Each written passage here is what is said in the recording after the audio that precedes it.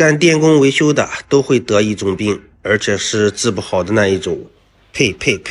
不要被这条视频误解，这个是我爸身体不舒服，动了一个小手术。我说的病是职业病。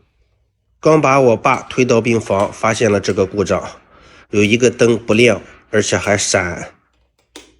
另一个正常，但是我爸怕黑，拉上窗帘之后，这边这个灯打不开。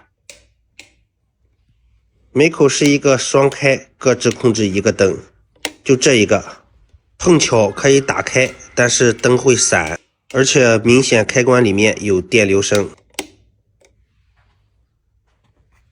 这个时候我的职业病就犯了，相信每一个干安装维修的都这样。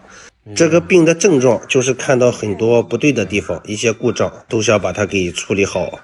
反过来，如果说自己家里出现这样的问题，那就懒得修了。不是灯坏了，我先给他把灯弄。本来是想找护士反映一下这个情况，把灯给处理一下，但是转了一圈没有发现有护士。幸好我去哪儿都带着自己的工具，既然没人，那我就给他帮忙处理一下。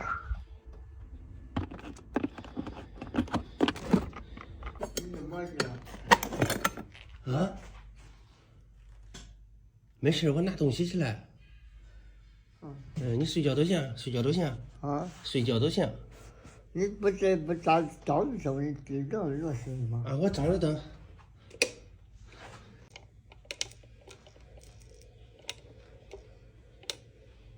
看这个故障现象是不是很明显？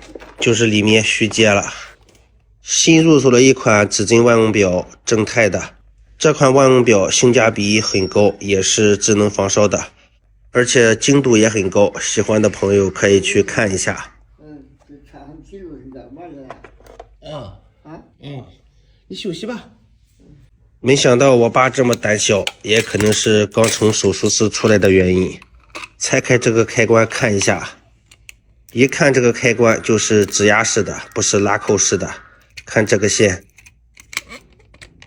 螺丝没有压到铜线，压到了边沿，就相当于把这个铜线给夹住了，所以造成虚接。